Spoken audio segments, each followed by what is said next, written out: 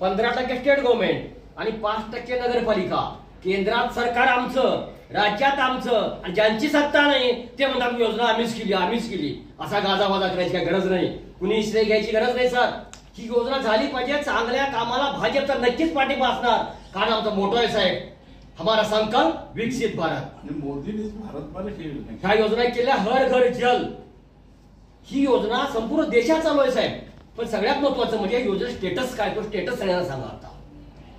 गडिंग्लज शहरात सध्या 46 कोटी 62 लाखाच्या पाईपलाईनचा जो प्रश्न आहे तो ऐरणीवर आलेला आहे। विविध राजकीय पक्षांनी याच्यावरती आंदोलन सुरू केलेली आहेत। आज गडिंग्लजमध्ये भाजपाकडून मुख्याधिकारी यांची भेट घेतलेली आहे। भाजपाकडून 46 कोटीच्या पाईपलाईन बद्दल मुख्याधिकाऱ्यांच्याकडे काय मागणी करण्यात आली आहे ते आपण प्राध्यापिका अनिता चौले यांच्याकडून घेऊया। मॅडम, 46 कोटीची पाईपलाईन गडिंग्लजमध्ये मंजूर झालेली आहे, त्यामध्ये आपण काय मागणी केलेली आहे? ह्या पाईपलाईनचं काम अजून देखील सुरू करण्यात आलेलं नाही।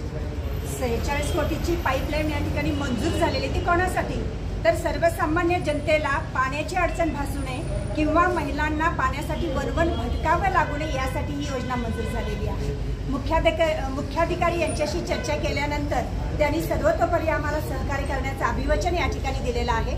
माझ्या माहितीनुसार पुढील 30 वर्षासाठी कुठेही अडचण येऊ नये या दृष्टीने केंद्र शासनानं म्हणजे मोदीजींनी ही योजना या ठिकाणी कार्यान्वित करण्याचा मानस या ठिकाणी बाळगलेला होता। त्यानुसार 46 कोटीचा प्रकल्प या ठिकाणी मंजूर झालेला आहे। तर नगरपालिकेमार्फत सगळं सहकार्य मुख्याधिकारी या ठिकाणी करतीलच, त्याचबरोबर आम्ही सगळे भाजपचे पदाधिकारी सुद्धा या ठिकाणी सहकार्य करणारच आहोत। तर कॉन्ट्रॅक्टरने याच्यामध्ये चांगल्या पद्धतीने लक्ष घालून हे काम चांगल्या पद्धतीने पूर्ण करण्याचा प्रयत्न करावा, आम्ही या ठिकाणी त्यांना विनंती करत आहोत। तर हे काम लवकरात लवकर पूर्ण व्हावं आणि जनतेच्या अडचणी सोडवण्यात यावा अशी मी या ठिकाणी जाहीर नम्र आवाहन। गडिंग्लज नगरपालिकेच्या हद्दीत बघितला तर परगावावरून ग्रामीण भागातून बऱ्याचशा महिला या ठिकाणी बाजारासाठी येत असतात। रविवारचा बाजार जर विचारात घेतला तर बऱ्याच महिला या ठिकाणी बाजारामध्ये असतात। तर या महिलांसाठी स्वच्छतागृहाची जी सोय आहे ती फारच अपुरी आहे। तर अशा स्वच्छतागृहांची सोय व्हावी, स्वच्छतागृहामध्ये पाण्याची सोय व्हावी आणि हे सगळी स्वच्छतागृह स्वच्छ राखण्याचं काम देखील या ठिकाणी चांगल्या पद्धतीने व्हावं अशी सुद्धा या ठिकाणी मी विनंती करते। त्याचबरोबर मुंबईतील घाटकोपरमध्ये जो 100 कोटी डिजिटल होल्डिंग कोसळूनची दुर्घटना घडली त्या पार्श्वभूमीवर गडिंग्लजमध्ये सुद्धा काही होल्डिंग्स असण्याची शक्यता गडिंग्लज भाजपाने वर्तवलेली आहे। अशा होल्डिंग्सवर कारवाई करून तातडीने हे होल्डिंग्स उतरावेत अशी देखील मागणी केलेली आहे। तर ताळे साहेब, आपण देखील गडिंग्लजमध्ये असे काही होल्डिंग्स आहेत काय जे आपण आज मागणी करताय? आताच आम्ही मुख्याधिकाऱ्यांना भेटलो गडिंग्लजच्या होल्डिंग संदर्भात। जो मुंबईमध्ये प्रकार झालेला आहे, जवळजवळ 18 लोकांचा बळी त्या होल्डिंगने घेतलाय। मी मुख्याधिकाऱ्यांना भेटलो गडिंग्लजच्या होल्डिंग संदर्भात। जो मुंबईमध्ये प्रकार झालेला आहे, जवळजवळ 18 लोकांचा बळी त्या होल्डिंगने घेतलाय आणि जवळजवळ शेकडो लोक आज देखील त्या हॉस्पिटलमध्ये ऍडमिट आहेत, त्यांची देखील प्रकृती चिंताजनक आहे। त्यानंतर पुण्यात देखील अशा प्रकारचं होल्डिंग पडलेलं आहे। महाराष्ट्रात असे प्रकार वरचेवर घडत आहेत। हायवेला वगैरे मोठमोठे होल्डिंग लावले जातात आणि कोणतेही त्याच्यावर परमिशन घेतलं जात नाही।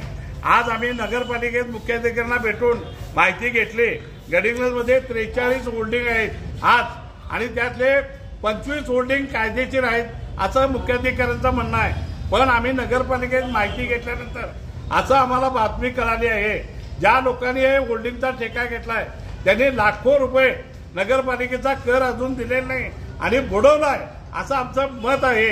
आणि जवळजवळ 5-6 लाख रुपये जर नगरपालिकेचे कर हे बुडवत असतील तर आजपर्यंत हे होल्डिंग त्या जागेवर आहेतच कसं आणि याची चौकशी का झाली नाही आणि यावर काय कारवाई केला हे मुख्याधिकारी यांना आम्ही जाब विचारलेला आहे।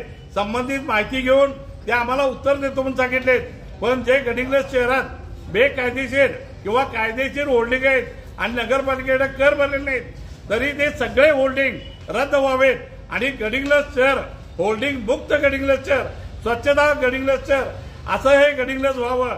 आज महाराष्ट्रात देशात देखील गडिंग्लजचा नंबर आलेला आहे आणि असा कुठला तरी अनुचित प्रकार घडून त्या गडिंग्लज नगरपालिकेवर त्याची कारवाई होऊ नये त्या जनता पार्टीमार्फत मुख्याधिकाऱ्यांकडे आज करण्यात आलेले आहे। ताळेसाहेब, त्याचबरोबर गडिंग्लजमध्ये अशा अनधिकृत जे होल्डिंग आहेत ते शहराच्या कोणकोणत्या भागात लावण्यात आलेले? नगरपालिकेच्या आजूबाजूलाच आहे, गडिंग्लज शहरातच आहेत सगळे। नगरपालिकेकडे त्याची यादी पण आहे पण त्या अधिकारी जाणून बुजून दुर्लक्ष करतात। नळ पाणी पुरवठा योजना हर घर जल हर घर नल ह्या मोदीजींच्या ब्रीदवाक्याप्रमाणे संपूर्ण राज्यामध्ये क वर्ग नगरपालिका असतील, ब वर्ग असतील, महापालिका असतील किंवा खेडे असतील, अशा प्रत्येक ठिकाणी ह्या योजना मंजूर झालेल्या आहेत. ह्याला फक्त गडिंग्लज शहर एवढंच अपवाद नाही, फक्त गडिंग्लजसाठी ही योजना मंजूर झालेली नाही.